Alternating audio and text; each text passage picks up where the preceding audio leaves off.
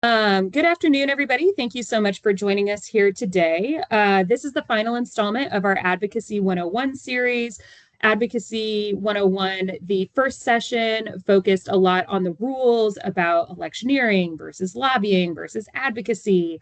And then Advocacy 201 focused a lot more on how to build productive relationships with your local lawmaker, how to engage with them in and out of session, and for the long term.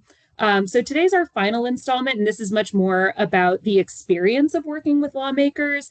So we have a panel of we have a panel of experts here to talk to us. So I will introduce them in just a moment. Before we get started, just another proviso, we are recording this webinar, but please feel free to go ahead and drop your name and your organization in the chat so we know who's with us today.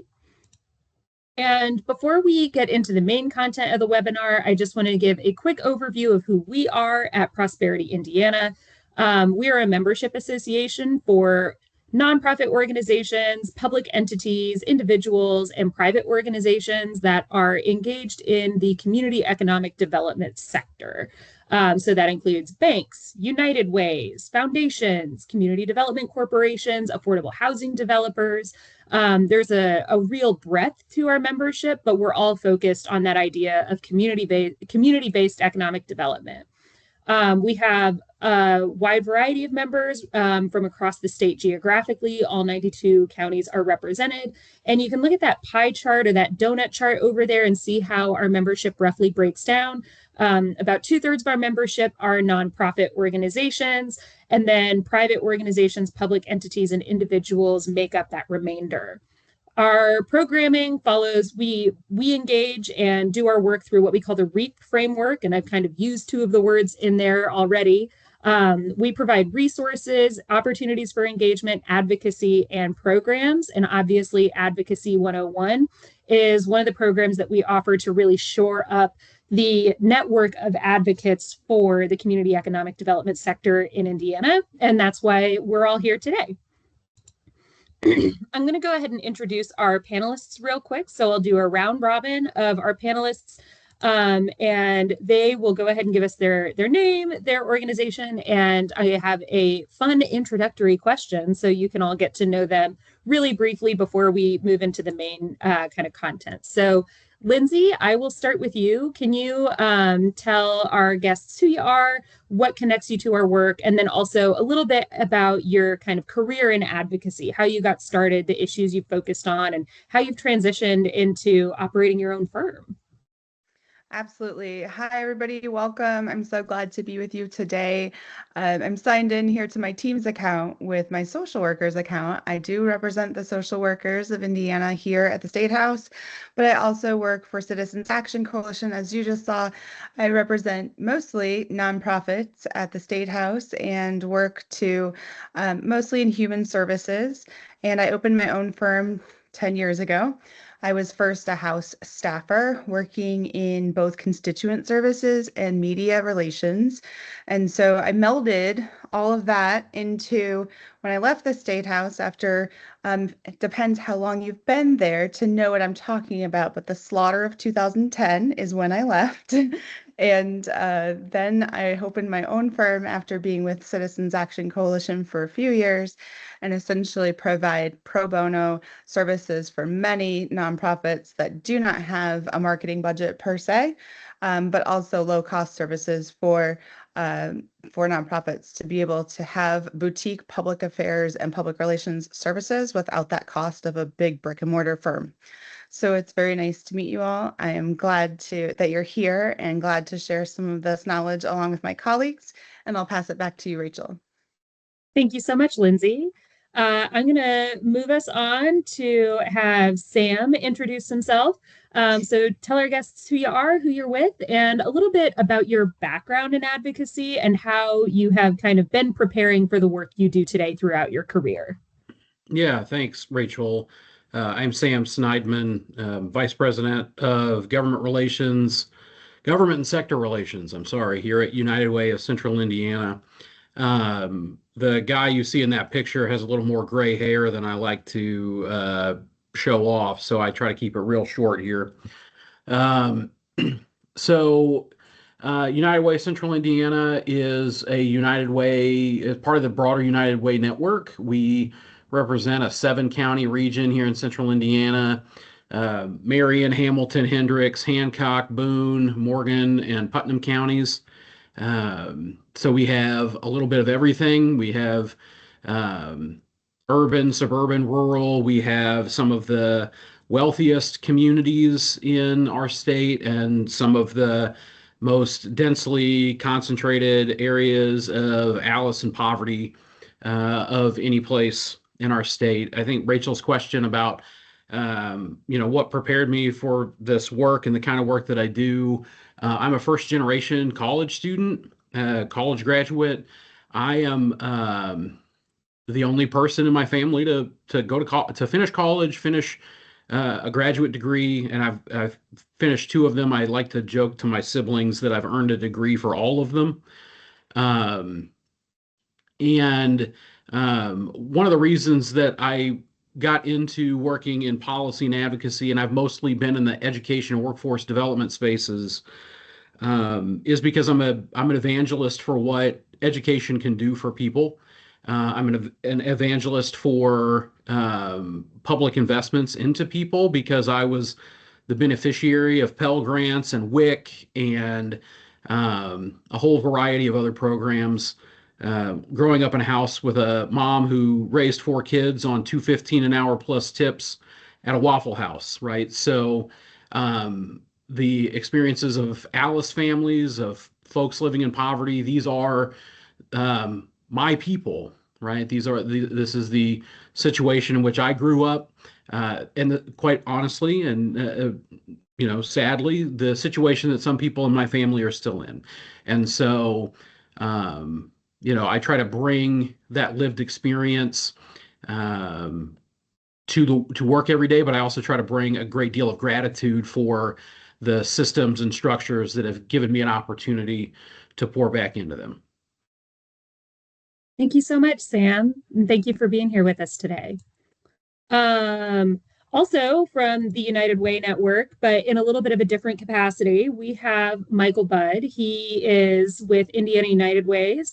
And Michael, I'll let you come off mic and introduce yourself. And can you talk a little bit about how your career within Way Network, through development executive roles, informs your perspective now that you're in, a role where it's a lot of statewide advocacy for places that are very tied to their local communities?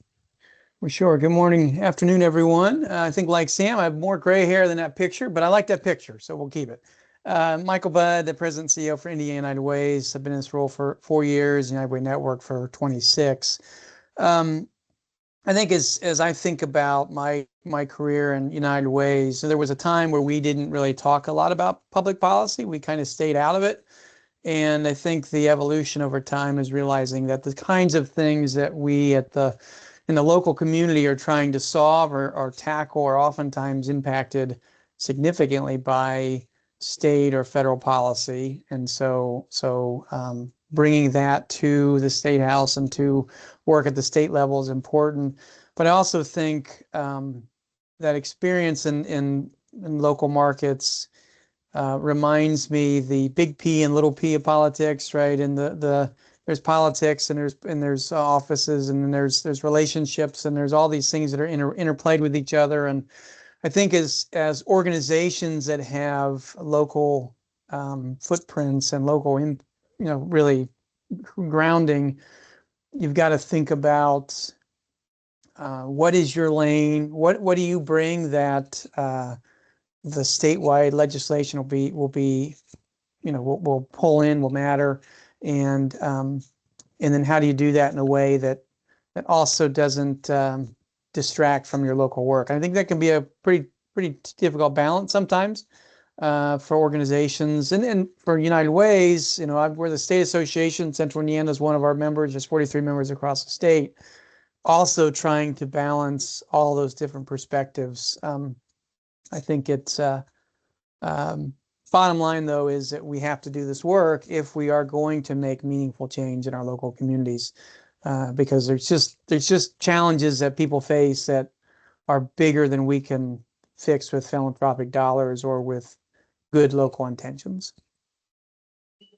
Excellent. Thank you so much, Michael. And then last but not least, we have with us Caroline Minjarez, who worked as a legislative aide for a little bit. And can you just tell us a little bit about your experience as a legislative aide and how your time in that role informs how you would participate in advocacy as an active community member today? Yeah, absolutely. Hi, everyone. My name is Caroline Minjarez Williams. I got married and added on another name. But I was a legislative aide with the Indiana House of Representatives back in 2022 for that legislative session year. We did not have a budget, so I was only there for a few months. But I did work with our chief of staff and our House Minority Leader within the House of Representatives. And then for my day job, I work at a healthcare IT company, but that does not hinder my advocacy plans that I have for myself that I continue to do day in and day out.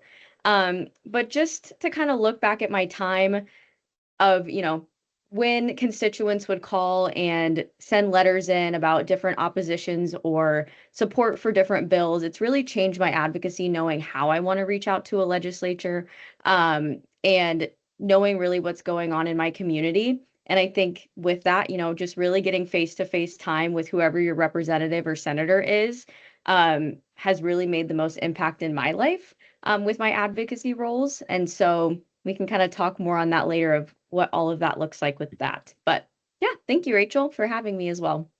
Of course. And actually, that's a really nice segue into kind of the first of our topics that we're going to talk about today.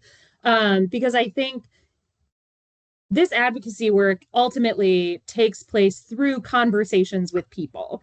And when you're working directly with a lawmaker, you are before you're talking to them, you're talking to their legislative aide.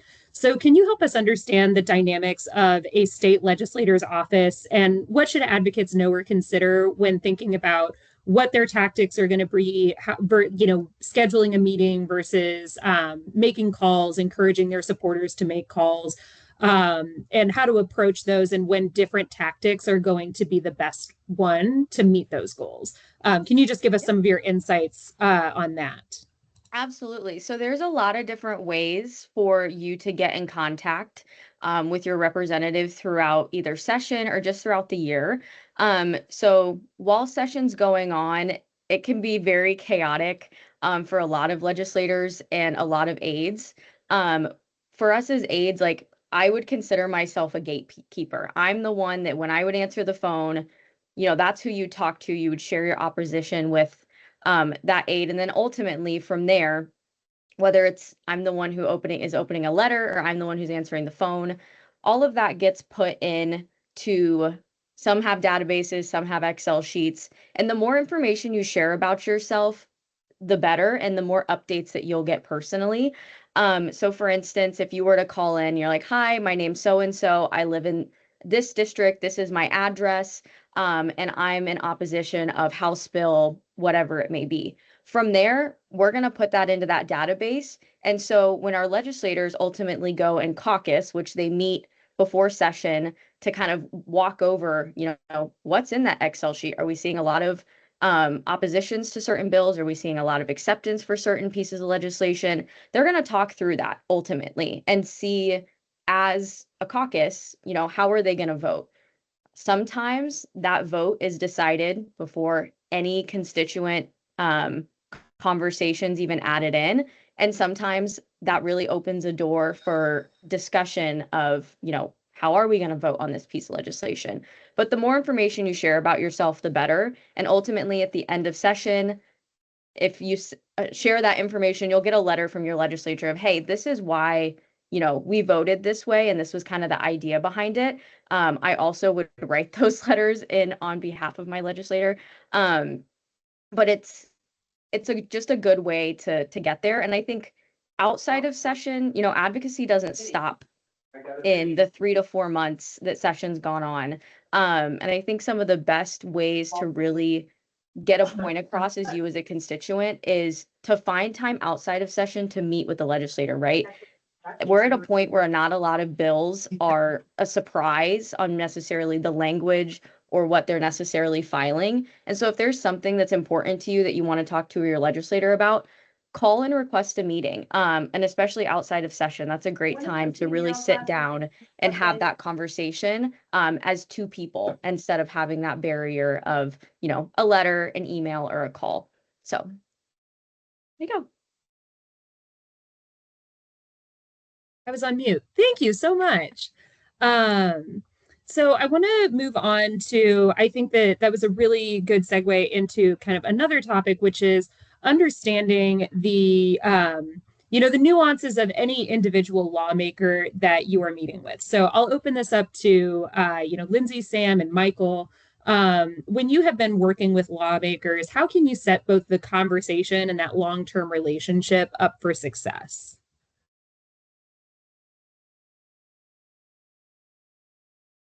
Everyone's scared to go first. I'll break the ice. So obviously this is about relationships and tracking what is important to each of those parties to bring them forward to a place of commonality.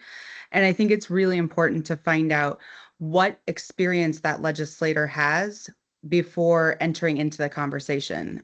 This is not some deep dive murder board / power mapping I'm suggesting. This is simply reading their biography to understand their background, to know exactly how you might approach the issue. So if they've been a county council person before, say, for example, a member of Ways and Means, an appropriator who has been a member of the county council at home, those are two experiences, right, regarding fiscal matters that are really important to remember when you're coming at an issue that involves money. So these folks are used to dealing with funding. They're used to dealing with revenue streams. That might better inform how you come at the issue.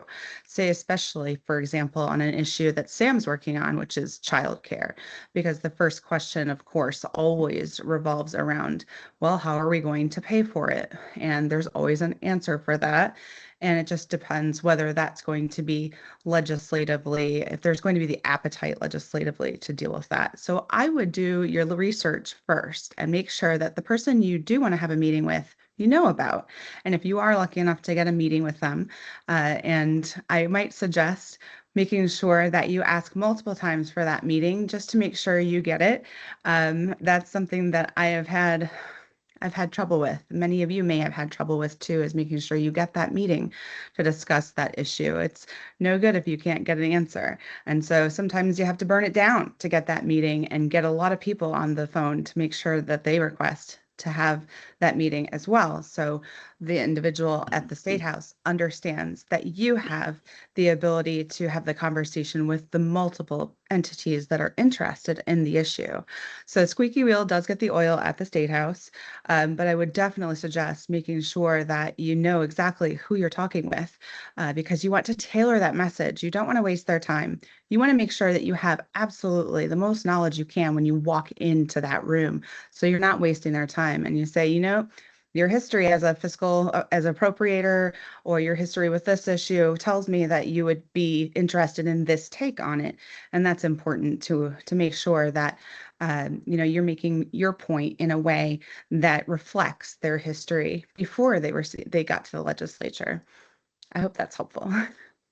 Someone take it Yeah, away. Sam? absolutely. Yeah, I was gonna add to that, right? So, Lindsay's talking about knowing, doing a little bit of homework on the experiences of whoever it is that you're meeting with, and I think that that's really important, because for all that we hear from policymakers about being data driven, or any of these other kinds of cliches that folks use, at the end of the day, it is an experience or a compelling story that is the genesis for virtually every bill that comes up. They're not looking at data and spreadsheets. They're um, seeing a person in the grocery store back in their district and hearing a story, or they're running headlong into a process in their own lives or their own work that shapes their priorities. The other thing that I would just tell people to be attentive to as you think about this long-term relationship and your short-term conversations that sort of works with this experience piece is taking seriously what it is that people believe, right? And the things that they say that they believe, their ideology, right? We don't often talk about this, right? Because sometimes it's squishy and nebulous and maybe even at times uncomfortable. Um, but the truth is, like, um, at the state house, people have goals and people have policy goals that usually align with some way that they see the world, whatever lens that is it liberal, conservative, is it, pastafarian, whatever it is, right? There is something that guides in the back of their mind what appropriate government response or what an inappropriate government response would be, right?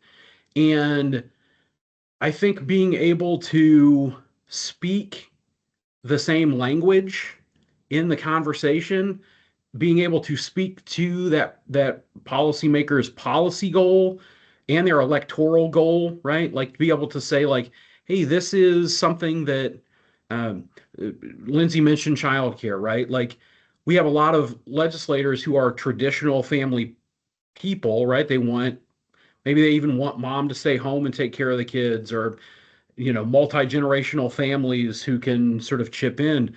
But the reality of our economic circumstances dictate that in most households, both parents have to work. In most um, situations, grandma or grandpa, they're still working even into what would traditionally have been retirement age because our wages haven't kept up with things, right? So you can speak into like, hey, childcare is a pro-family policy, right? It creates some stability, it creates some opportunity for people, acknowledging that our economics just require that this be the sort of investment that we make. Um, I can't stress enough, right? Like these folks, they believe stuff. And part of our job as advocates is not to get them to change the sort of like scaffolding on which they hang all their work. It is to help them understand how our issue fits into that scaffolding and how our issue can help them achieve some of those other goals. Yeah, and I think to build on that, I like both of those pieces of, understanding who you're talking to and understand their background. But I think my message to this would be, but don't make any assumptions, right? I think we've seen in previous legislation where someone who maybe, without making sides of things, you think they would be absolutely for, absolutely against something because of their, their R or D or their whatever. And then you find out that they actually have this other experience, as Sam said, that makes them contrary, right? We are complicated people. Everybody on this call, we're complicated. And so are the legislators. They're people. I think the other thing, just to add to this point, and this has come up here in this last, some of the things in front of the legislators this session, is what is their core goal?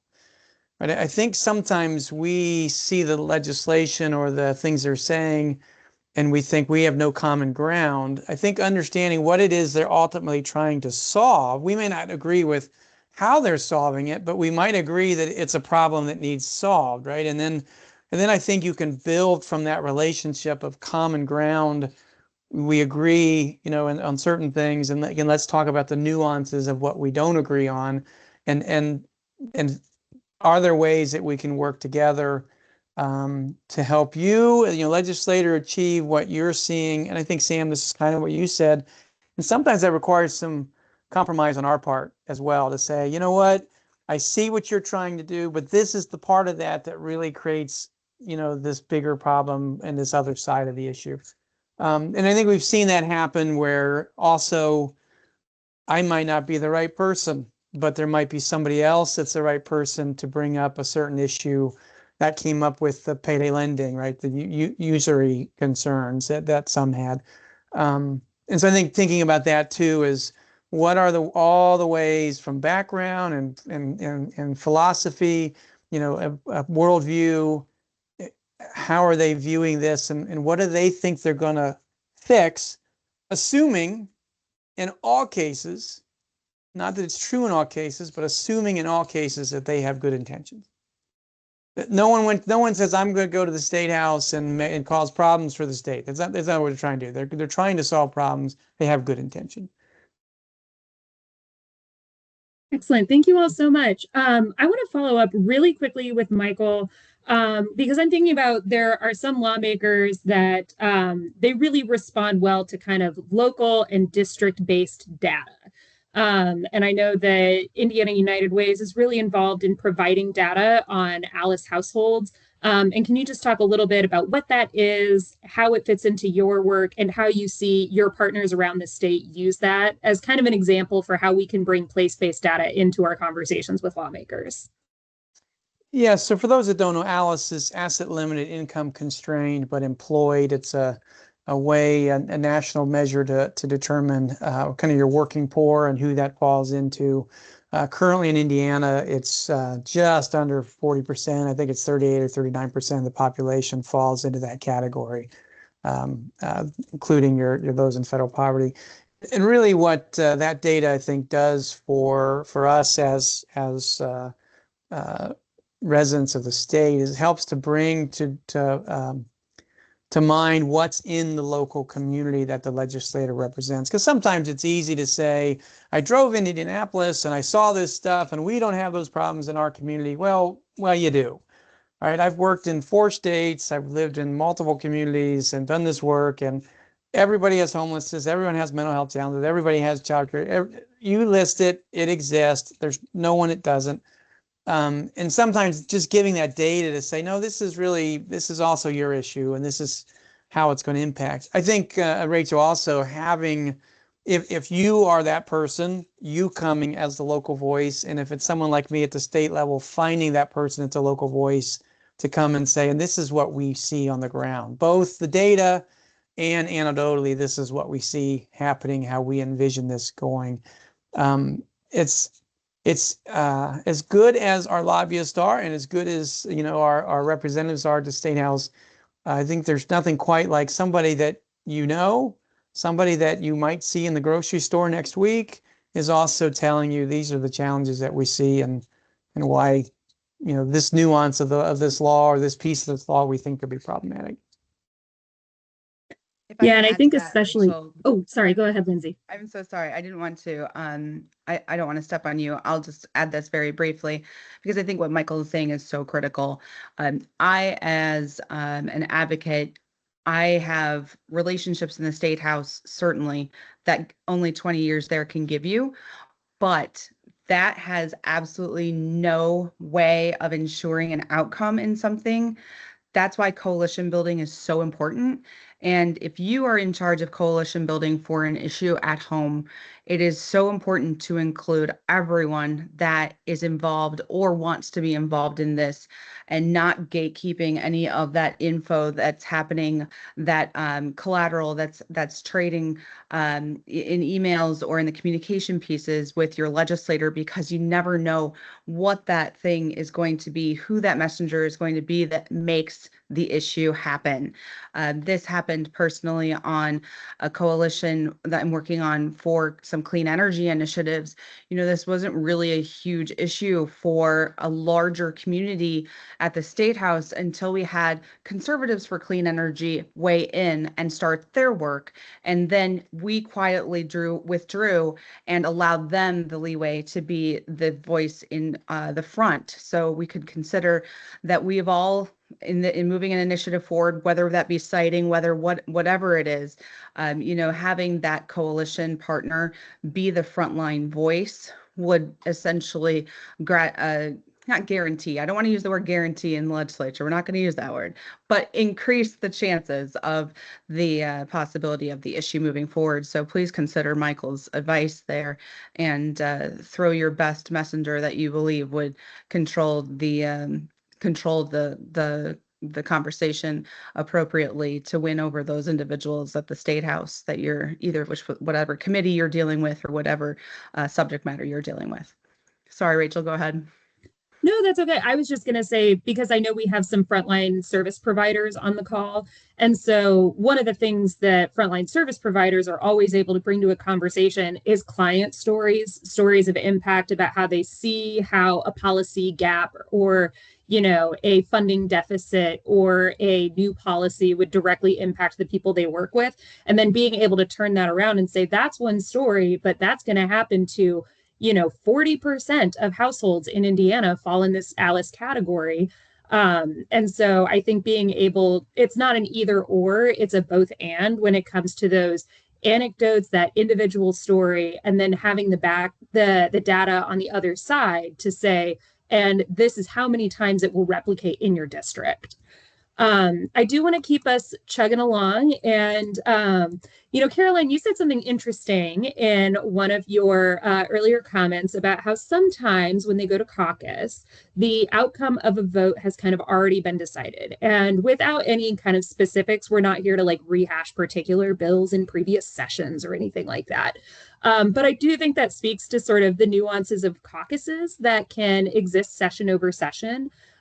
So can you just say what's something that you wish you had known earlier about your organization's conversations, contacts, and other advocacy efforts, and how they fit in the broader context of the caucus of the lawmakers you're working with and that session? And then after you, we'll open it up to any of our other panelists.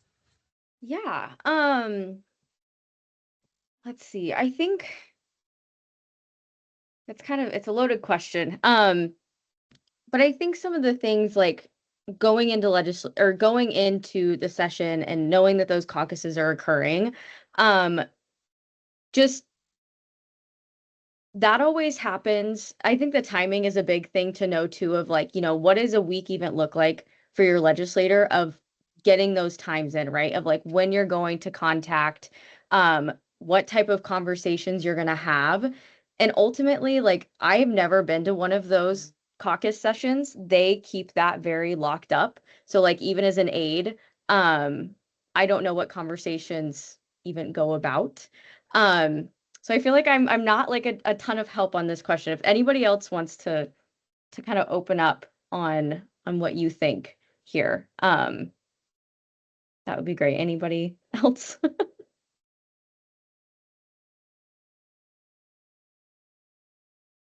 I don't think, caucus is always a black box, right? But I think if you've built relationships up over time and you've proven to be a good partner and someone who can exercise some discretion and some certainly be discreet, you can get you will have legislators who are willing to talk about in general some of the things that are happening, right? They're not going to get into who said what, right? And they're not going to get into real specific, sort of personality debates or things like that, but they're going to give you broad brushstrokes about, what the core arguments may have been, right? The things that may have swayed, right?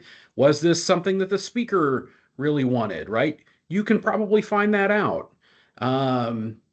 Who, who was really, was this a unanimous thought, or was this something that was subject to a lot of debate and a lot of conversation? And so I do think that, like, if you are taking steps to be that resource and that good partner for some legislators, what you're going to see is, um, the opportunity for some reciprocity, right? You're sharing intelligence with a legislator because you know that that will be helpful to your organization's goals. They're going to share some intelligence with you because they believe in a bill or an issue and they want to help keep it moving, right? And so, I think that what this suggests in the context, certainly of this question, right, is that you need to view this work not as a series of one-off kinds of things, not as transactions, um, but as part of a broader strategy of intentional engagement and relationship cultivation, with the end in mind that you are helping this legislator or these legislators, and they are helping you. You are being reciprocal. Um, and you're not going to share every goal. You're not going to share every bit of intelligence. You're not going to be on the same side of every bill every time. But you should, as Lindsay said in the previous question, building those relationships is no guarantor of success, but they give you a lot better shot, and they help you to refine your process over time because of the information that gets shared. And I think to build on that, and it's kind of what Sam is saying on this caucus work, I haven't done this directly, but I've seen members of the coalition do this so well that I think sometimes if you talk to a legislator and they're a no, so you're like, oh, good, well, they're a no. But you need to empower them with information, because a lot of the debate that's going to happen with those who don't agree with you is going to happen from that legislator to them, not you to them. So you've got to empower them with information. And if they say, this happened to me a few weeks ago, they say, hey, send me something. Well, send something, figure it out, find it, and get it sent. It isn't them trying to make their own decision, but they're trying to figure out how to navigate with their colleagues. And the more we can help them in that space, I think to Sam's point, the better. You're seen as a resource to them, but also you're potentially moving it along in the way you want it to, even though I think sometimes it can be frustrating to feel like, well, I can't be in the room. Well, you maybe can't be in the room, but your ideas can be, right? You just got to be sure you have the right champion to give them the information. I do want to add I'd on also to that, say- just as, oh, Linda, what were you saying? It might be helpful also to have that information gathering ready to go before you have that conversation with the legislator, only because that legislator needs that info right then.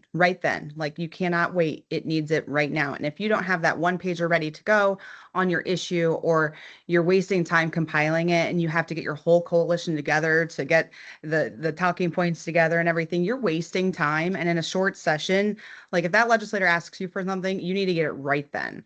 Sorry, I did not mean to step on you, Caroline. Go ahead.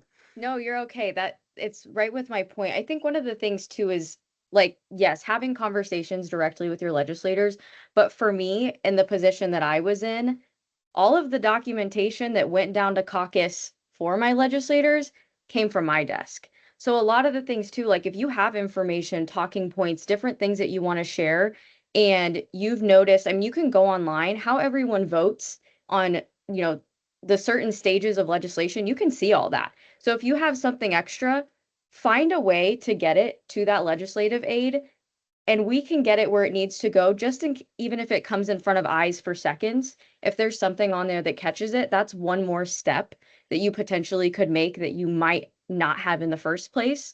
So just kind of knowing too, like, who passes around that paper, can be helpful too, of just making those relationships outside of your legislator. Excellent. Thank you all so much. I'm reminded of something that one of our panelists said last session, which it boils down to, like, anytime we are talking with a legislator, it's because we are there to ask them for a favor, and to make that relationship one that's reciprocal, is how we get to ask for more than one favor over time. So I will go ahead and I want to close this out. This is, before we kind of get into the the Q&A part, I do want our guests to be able to ask our panelists questions today. But I also want to close with that idea that, there's the old adage that politics is a marathon, not a sprint. And that means that advocacy is a marathon and not a sprint. So for all of you, and, jump in kind of as you formulate your ideas. What do you want the advocates with us here today to understand about how their advocacy efforts fit into the history and future of the work we're doing to, strengthen Indiana's places, build thriving communities and supporting Hoosier families, because that's really why we're all here today.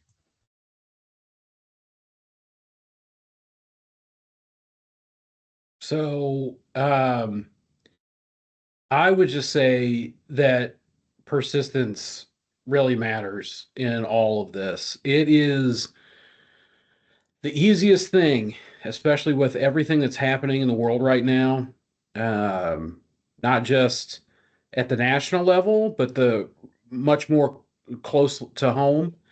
Um,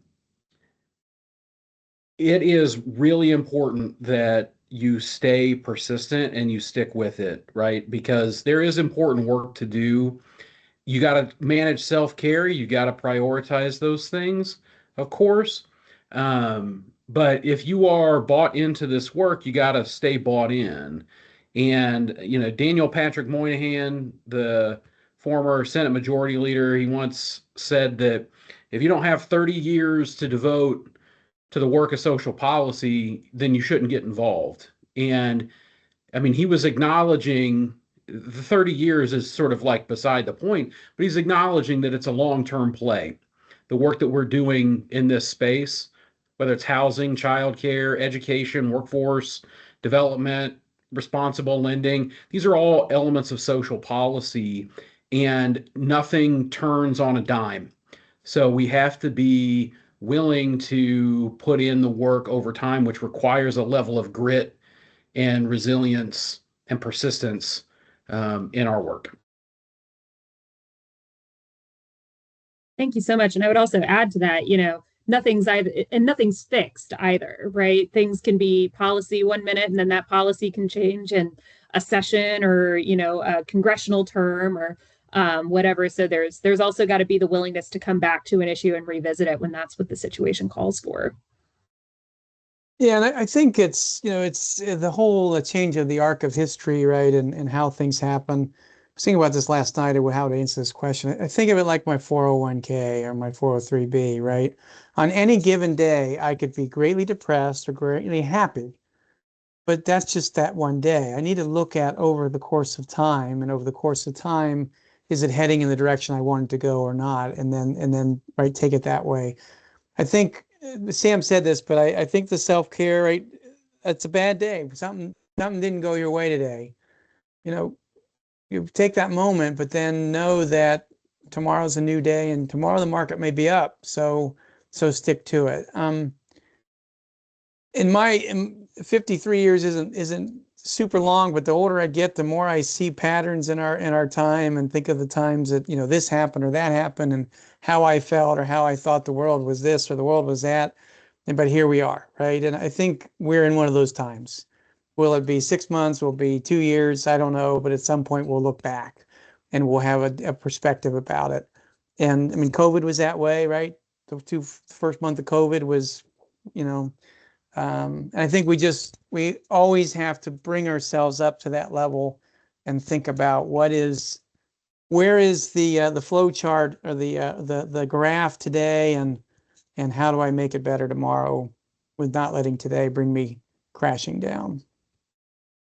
You never want to sell in the middle of a dip. That's right. That's right.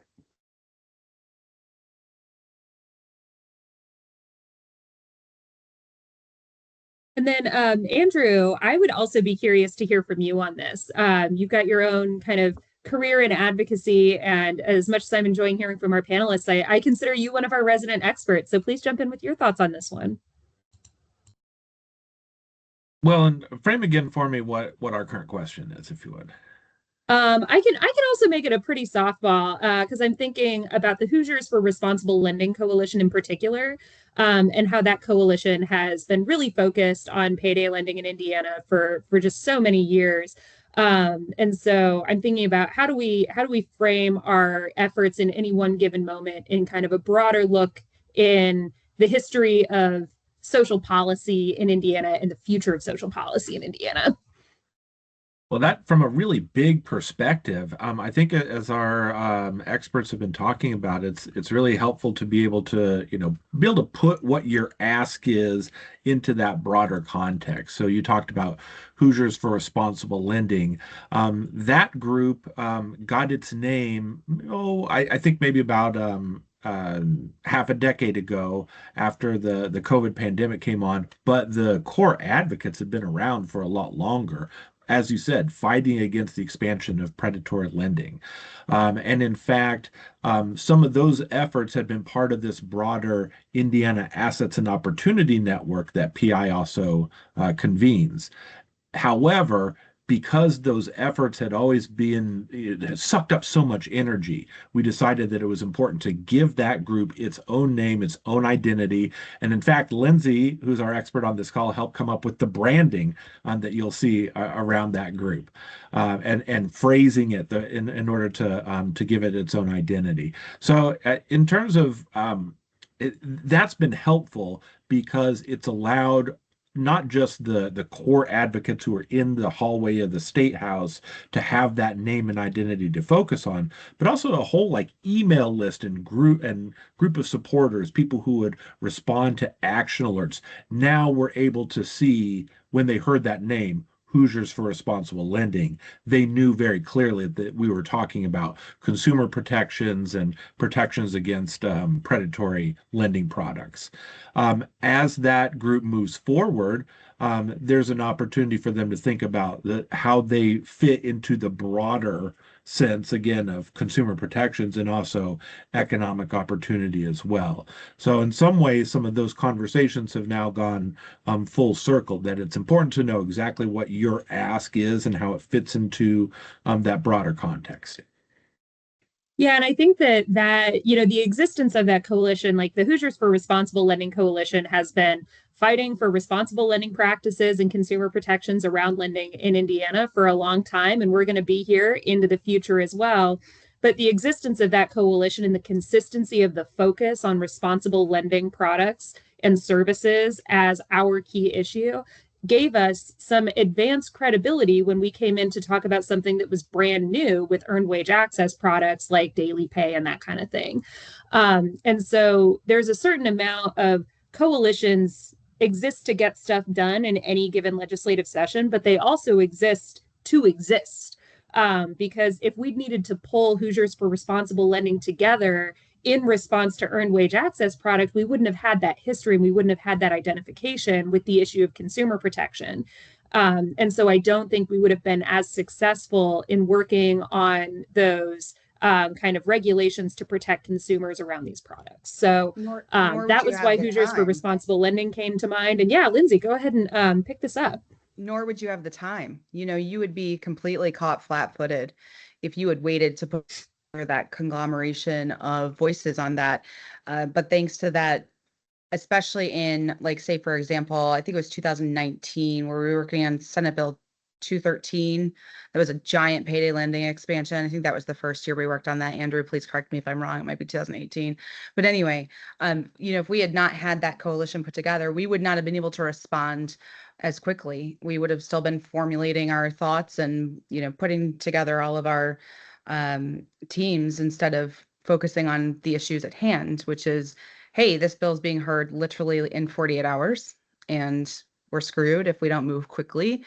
And we had our people ready to go, and the hearing had already been saved on all of our calendars, and we were ready marching into the committee with all of our feedback ready to go and already vetted by other coalition partners. And some quietly went to the back and didn't say anything. They knew they would be better messengers with coalition partners versus themselves. And so, that ebb and flow was able to be assembled rather quickly. And therefore, you can provide exactly what is needed, which is the legislators have a more polished presentation for which they can take credibility just thanks to the congruity and, frankly, professionalism of the presentation, and they can move forward with a more a more decisive no vote on an issue like that, thanks to the preparation that was put in motion, weeks beforehand, months beforehand. And so that's really critical to have that work done. And I'll also tell you, it is a marathon, not a sprint. I'm working with a client who I'm a longtime advocate for low income programs for utility bills, which are an issue du jour. Thankfully, finally, after 52 years, 53, 2 years of advocating for it, that's how long we've been fighting on this issue, since 1974. And Citizens Action Coalition finally has a priority bill at the legislature that deals with utility bill and increasing affordability. So that is a true definition of the marathon versus the sprint. I don't uh, I don't want to raise that. I don't want to disappoint you and be sad about this, because 50 years is a long time, but I'm just saying, some people do put a lot of work into these issues and are finally heard after a frankly global outcry when it comes to this issue. So not everything takes that long, don't worry. I know a lot of partners on this phone call or on this Zoom call, excuse me, have had great successes with a much shorter runway. So I don't mean to be sad about that, but it does take some time to do it properly and to make sure that your message is heard at the State House. Yeah, and I think I'm gonna do something a little dangerous, and I'm gonna talk about sports as a not sports person. But I remember reading a chapter in a book that was about how Tony Dungy kind of trained and changed the training practices of the Colts when he first got started. And he was like, all of this comes down to building muscle memory. We want our players to know what they need to do, and we want what they need to do to be an automatic response to whatever arises in the field. And so a lot of their practices were just like really repetitive, just running drills over and over again to build that muscle memory. And I do think that coalition membership and coalition participation is a lot about just developing that readiness. So when a bill comes down, we know what we need to do. We're able to get on the field and do it. And unfortunately, or maybe fortunately, running that drill, and it doesn't feel like we're making a star play necessarily all the time. But we're running those drills, and we're getting prepared so that when the moment comes, we know what we need to do, and we can implement really quickly. And I think Andrew and I spent yesterday doing a fast turnaround play to get something ready for a bill that we're working on. And I was really glad it did not take a week for us to get that together, because a week would have been too much time. So I want to go ahead and turn it over to our guests to offer questions to our panelists. Hopefully you've had some time to think about things you might want to ask them. Feel free to use the raise hand feature, and I will ask you to come off mute and introduce yourselves and offer up your question.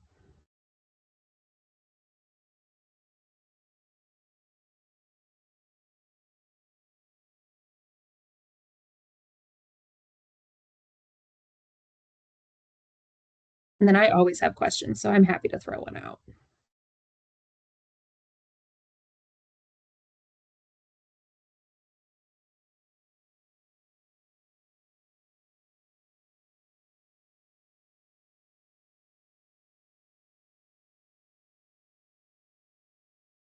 We preempted them all.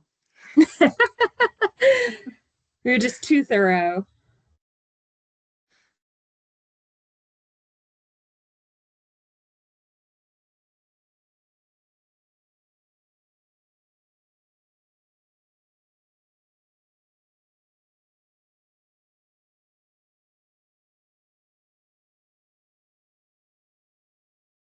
Well, I think what I might do is I will go ahead and take us through our closing slides really quickly.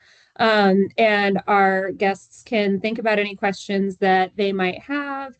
And you can drop those into the chat, or you can raise your hand. And as soon as I wrap up these final slides, we'll go ahead and tag you in. And I will breeze us through these last slides to leave a last little bit for questions. because a big part of why we facilitate this series and we make it open to the public and free of charge is we want this to be an opportunity for advocates to be educated and empowered. And part of being empowered is knowing how to get involved. So the thing that is coming up next week that is a great opportunity for you to get involved is we are hosting our State House Day next week on Thursday from 8 a.m. to 1 p.m. at the State House. And so we sequence the series this way. So those of you who have been in attendance feel good and prepared to come and join us at the State House. We have, a handful of organizations from our membership from around the state that will be there to present about what they do and talk about how legislation impacts them. We've heard from a handful of lawmakers that are planning to stop by and visit the table. And so they can hear from people who are in attendance as well. And it's also just a cool opportunity to come to the State House, see the building, see how legislation physically moves through a building. It's, a cool experience to be walking around and seeing your lawmaker on their way downstairs to get a coffee and just kind of remember what I think Sam said earlier, like, oh yeah, they're just people, like they need coffee in the morning. So our State House is coming up. You can register for that. That is also a no-cost event for your participation, and we definitely encourage you to join us, especially if you are new to this. The State House can be an intimidating place, but it is our house. And so you should feel not just welcome, but entitled to come and visit and participate in the legislative process. But it is also less intimidating if you go with friends. And that is why State House Day is a great opportunity if you're relatively new to doing advocacy at the state level, because you'll be there with people who have done this for a while. We have also talked a little bit about our coalitions throughout this series. So I'm going to talk briefly about them. The Hoosier Housing Needs Coalition is our coalition of service providers and individuals from around the state and developers and all of the different sectors that are really focused on housing stability, affordability, tenant protections, and housing access and equity. So by joining that statewide coalition, you get access to webinars and newsletters, and we will keep you updated on legislation that really impacts housing in Indiana. And then it's also just a really great way to network with other people who care about housing and a really good way to share your expertise. I think people who are new to advocacy sometimes forget that they have expertise to lend coalitions. Just because you're new to advocacy does not mean that you are new to housing, and it does not mean that you are new to your service area. So I think that, don't sell yourself short. Definitely participate in the coalitions and network with your peers, because I also think it can feel sometimes when we're in our organizations, it's like, I'm the only one who knows what I do. But lots of people know what you do. Sometimes they just work at other organizations that are similar to yours.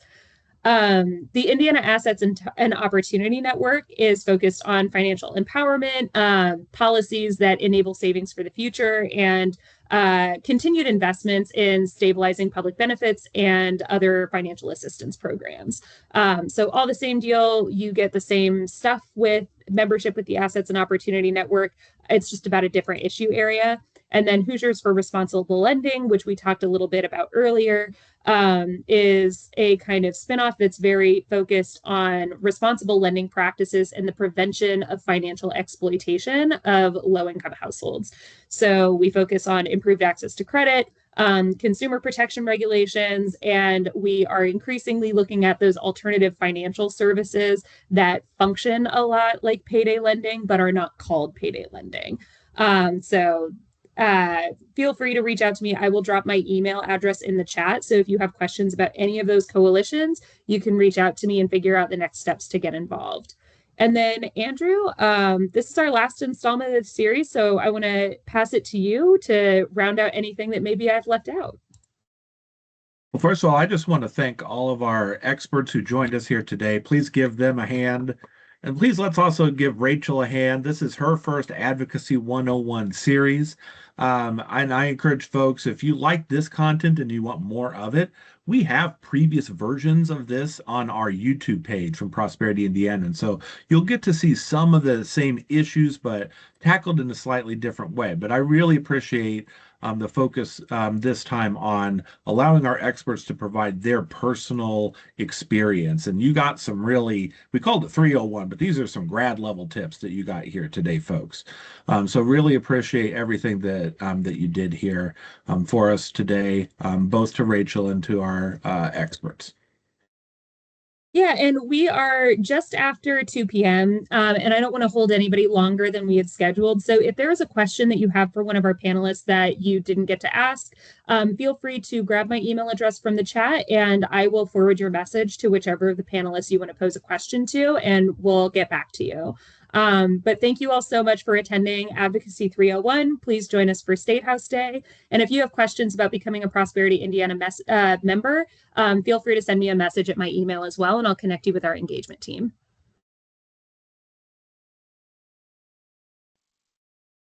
All right. Thanks for joining us, everyone. Thank you. Thank you. Bye.